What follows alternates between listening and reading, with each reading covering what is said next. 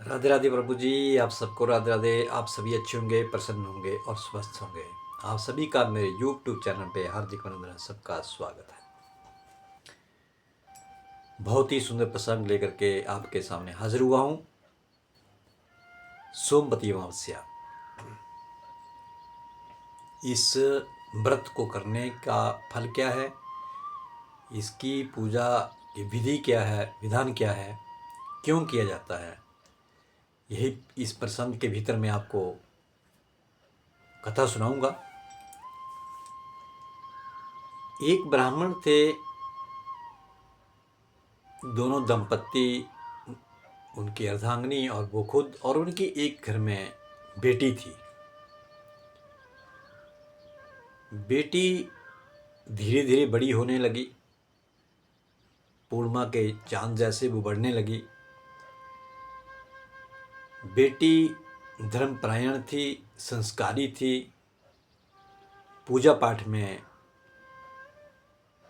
उसका मन जो था वो लगा रहता था। विवाह योग्य वो बेटी हो गई, लेकिन उसके लिए कोई अच्छा वर नहीं मिल रहा था। एक दिन एक साधु उस ब्राह्मण के घर में भिक्षा के लिए आए, भिक्षा मांगने के लिए आए। उन्होंने, साधु ने अर्घ जगाया और भिक्षा मांगी।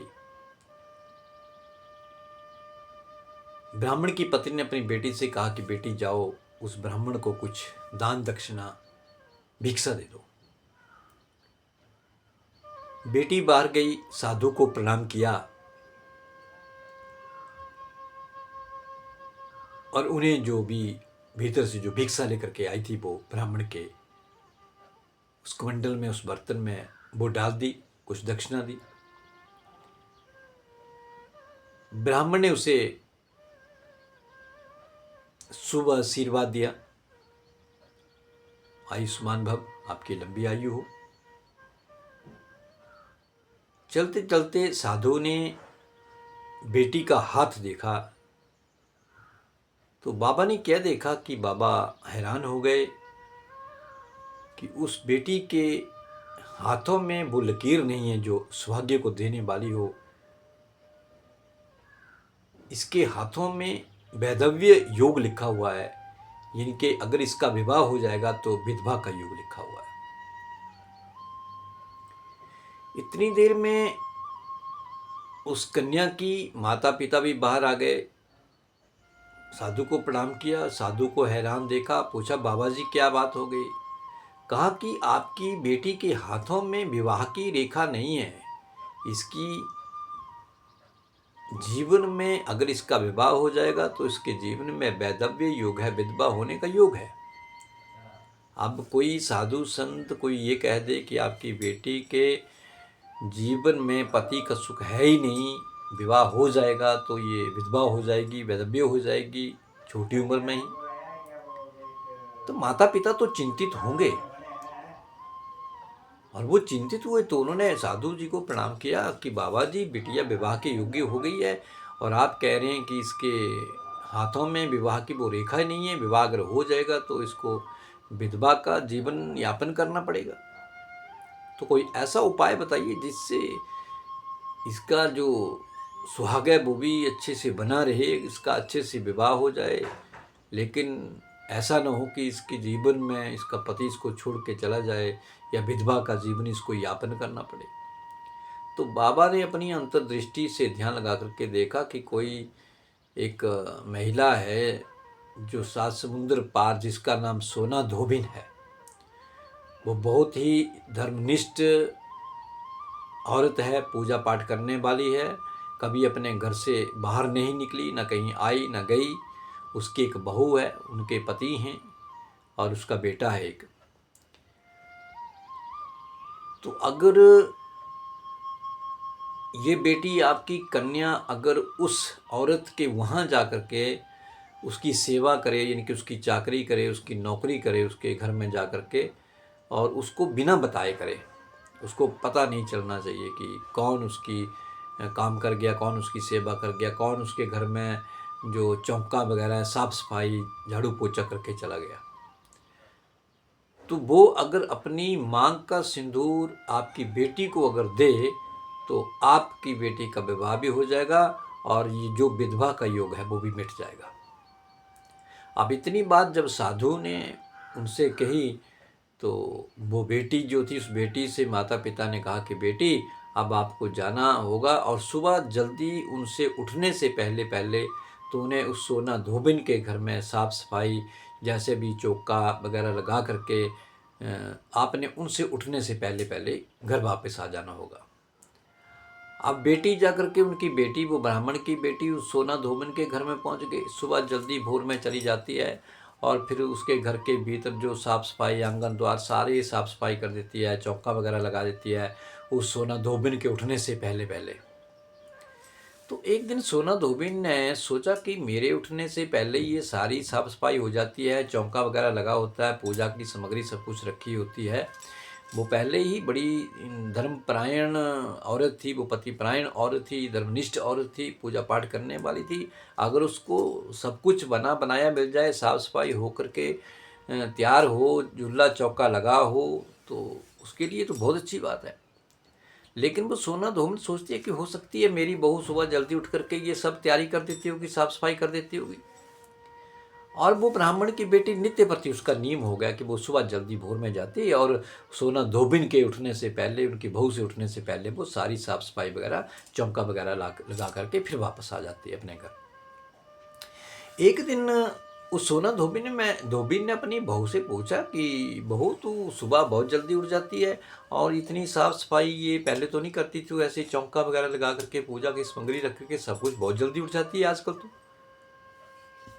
तो जब बहू ने सास की बात सुनी कि ऐसे ऐसे करिए, तो बहू ने कहा माता जी मैं तो नहीं उठती हूँ, मैं तो बहुत देरी से उठती हूँ, आपके उठने से बाद में उठती हूँ, तो मैं नहीं ये करती हूँ। मैंने तो सोचा माता की सासू माँ कि आप ये सब करती होंगी, सुबह आप जल्दी उठ जाती हैं तो आप ये सब करती होंगी, साफ़ सफाई झाड़ू चौका वगैरह सब कुछ आप ही करती हैं।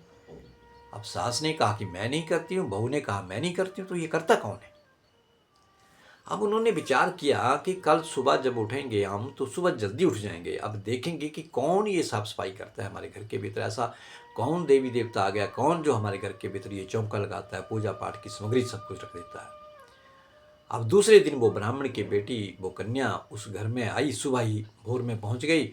अब वो सास बहू जो थी वो देख रही थी, उस कन्या ने अपने मुख के ऊपर एक कपड़ा लपेटा हुआ है और आकर के पूरे घर की साफ सफाई कर दी, उसने चौका लगा दिया, फूल हरी दुर्वा जैसे पूजा की सामग्री होती है पूरी तैयार करके उनके आंगन में प्रांगण में रख दी। अब ये सास और बहू देख रही है ये लड़की कौन है, ये कन्या कौन है।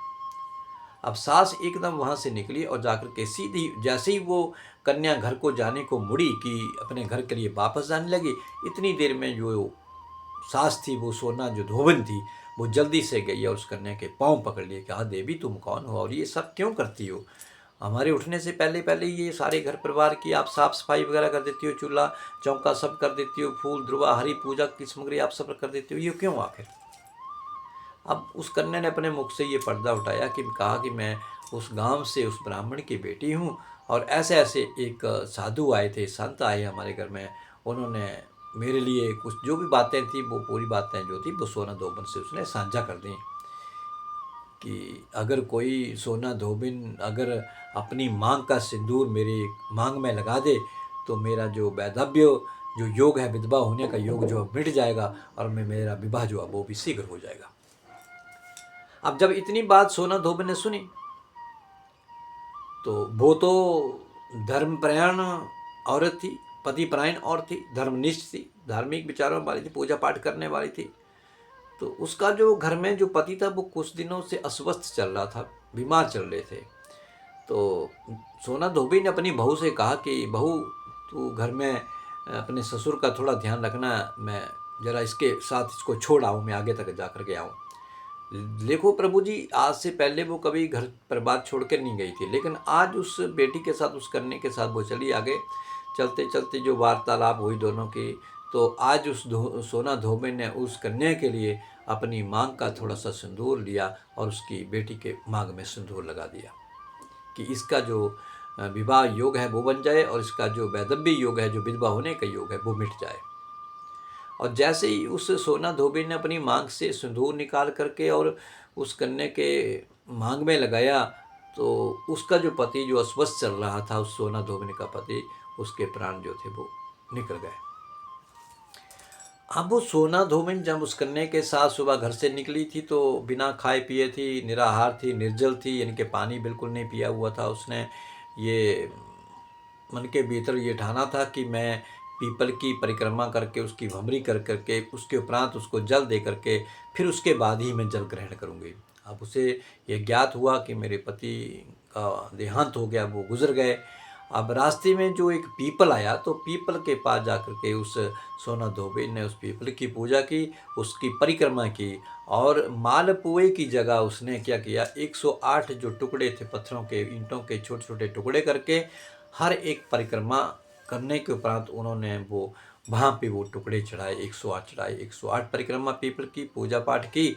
और इतना सब करने के उपरांत उसके पति जो थे, उनके उनके भीतर जो थी वो चेतना आने लगी, वो चेतना आ गई और वे स्वस्थ होकर के उठ बैठे। और उधर उस कन्या का विवाह जो है वो भी एक योग्य वर के साथ हो गया। उन्होंने भी जब लंबा जीवन यापन किया।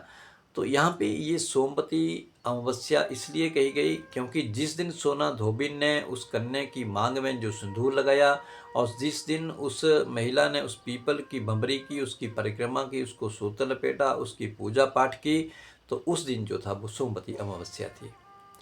इसमें भगवान गणेश जी का पूजन, माता पार्वती या भगवान शंकर जी का पूजन, इन सब का पूजन किया जाता है। अपना नाम, अपना गोत्र लेकर के पूजा विधि विधान अपने सौभाग्य के लिए, अपने पति की लंबी आयु के लिए और स्वस्थ रहने के लिए इस व्रत को माताएं करती हैं।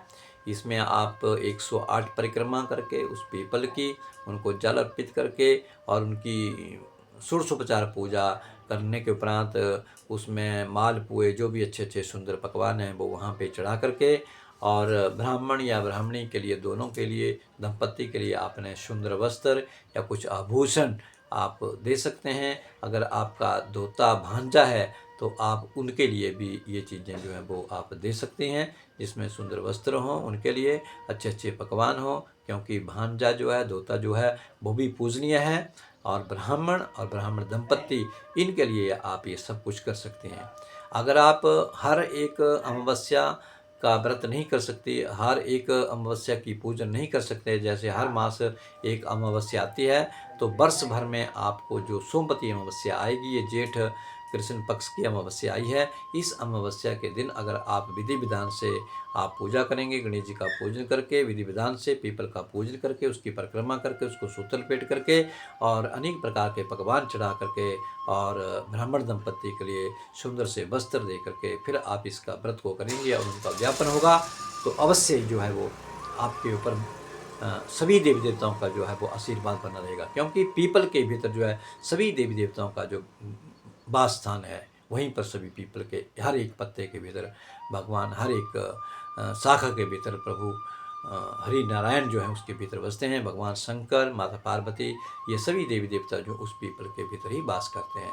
इसलिए सोमवती अमावस्या का व्रत माता बहनों को ये करना चाहिए। हर अमावस्या का व्रत नहीं कर सकते हैं तो साल में एक ही व्रत करके और उसका पूजा पाठ विधि विधान के साथ करके और उसका अध्यापन करके आप इस व्रत का पालन कर सकते हैं और उसके अपना व्रत को आप खोल सकते हैं। तो ये थी सोमवती अमावस्या का व्रत और एक छोटी सी सूक्ष्म सी कथा थी। आपको ये प्रसंग कैसा लगा, अवश्य इसको लाइक करें और मेरे चैनल को सब्सक्राइब करें, जिससे मैं आपके लिए फिर नई नई कथाएं लेकर के आपके सामने हाजिर करूं। सबको राधे राधे।